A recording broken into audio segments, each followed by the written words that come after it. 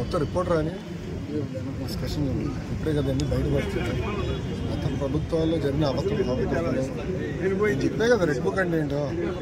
ఏ అధికారులు అయితే చట్టాలను ఉల్లంఘించి ప్రజల్ని కార్యకర్తలు ఇబ్బంది పెట్టారో వాళ్ళందరినీ మేము సీరియస్గా తీసుకుంటామని చెప్పడం జరిగింది.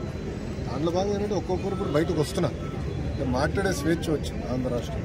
మీడియా మిత్రులు కూడా స్వేచ్ఛ వచ్చింది, ప్రజాప్రతినిధులు స్వేచ్ఛ వచ్చింది, పులివెందుల ఎమ్మెల్యే కూడా స్వేచ్ఛ ఉంది. రోజు వెళ్ళిపోతున్నారు. ఆయన పులివెందుల ఎమ్మెల్యేనే కదా, ఆయన కూడా స్వేచ్ఛ ఉంది కదా. ఆయన ఎక్కడ తిరగచ్చు, ఆయన తిరగచ్చు. ఆయన ఇప్పుడు ఆయన గేట్ కి తాడులు కట్టేది ఇవన్నీ లేదు కదా. ఆయన కూడా తిరిగే స్వేచ్ఛ వచ్చింది. అట్లా ఎంతంటే వెళ్ళండి.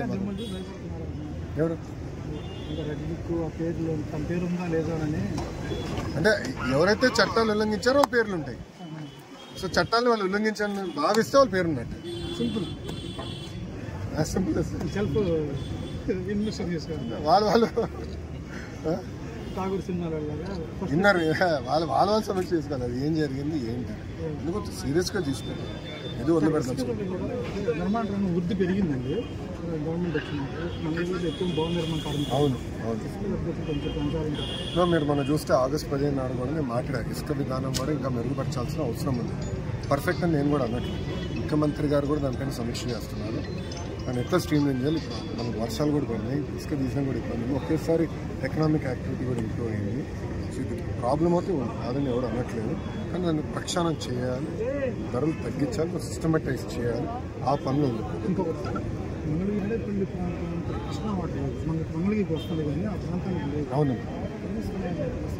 అవును అట్లాగా 100%. ఇప్పుడు మీరు చూస్తే ఇప్పుడు భూగర్భ డ్రైనేజ్, తాగునీరు, పవరు, గ్యాస్ ఇవన్నీ మేము కార్యక్రమం పెట్టుకున్నాం.